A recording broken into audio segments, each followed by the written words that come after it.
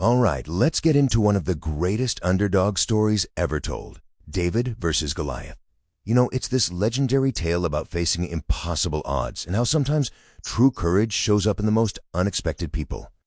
So here's how we're going to break this down. First, we'll look at the unbeatable foe. Then we'll meet our hero, the shepherd boy. After that, we dive into a challenge of faith, followed by the main event, the decisive battle, and finally, we'll see what happens next in a new beginning.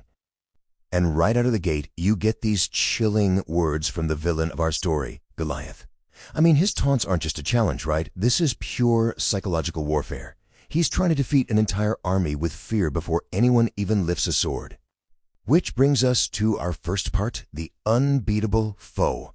So picture this. You've got the invading Philistine army on one side, and the Israelites, led by a really stressed out King Saul, on the other.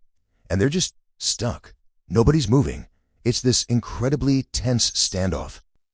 And the reason for this whole stalemate? It's one guy. Well, maybe guy isn't the right word. It's a giant named Goliath. He isn't just a soldier. He's like a walking, talking super weapon. Every single morning, he walks out, yells his challenge, and every single morning, the entire Israeli army just freezes up. Yeah, the mood on the front lines is just total dread. You can imagine the soldiers whispering to each other, "Look at the size of him. That's not a man, that's a monster." And this fear, it goes all the way to the top. Even King Saul has no idea what to do. The whole army is paralyzed. Okay, so the situation seems completely hopeless. But the solution, believe it or not, comes from a place no one was even thinking to look. This brings us to part 2, the shepherd boy, our unlikely hero. So while his big brothers are off at war, we meet David. He's the youngest kid, considered too little to fight, so his job is to hang back and watch the family sheep. He's about as far away from this massive conflict as you can get.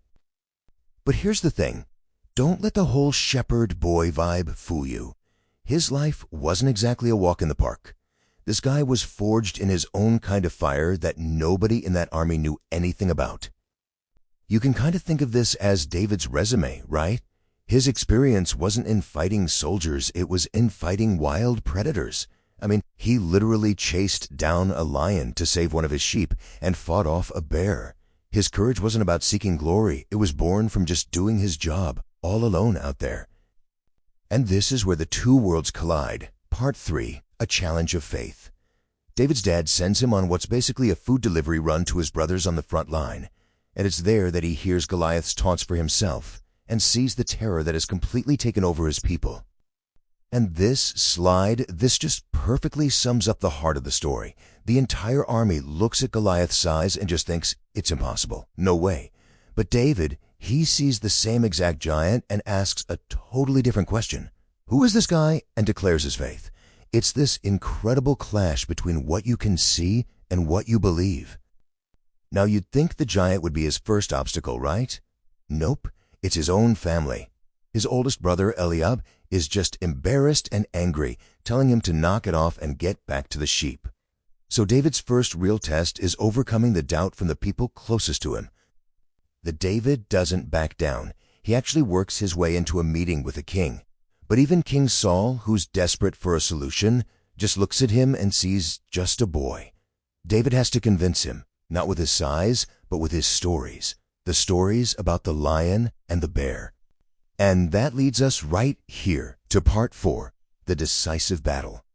Incredibly, King Saul says yes, and so the two champions, the huge armored giant and the young shepherd with basically just a stick and a sling, walk out to face each other. This is it, the climax. Goliath looks at David and is just insulted.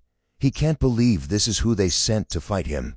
He's so sure of himself, so confident in his brute strength and his weapons, that he casually tells David exactly how he's going to kill him. But David's response? Wow. It just completely changes the game.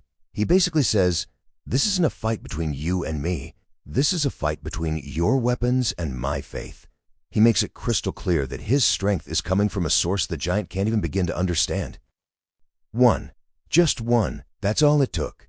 David reaches into his little bag, pulls out a single smooth stone, pops it in his sling, and lets it fly. One simple rock against a mountain of a man.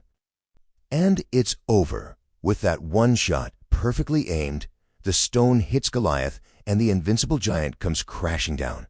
The impossible just happened, right in front of two entire armies. Can you imagine the sound?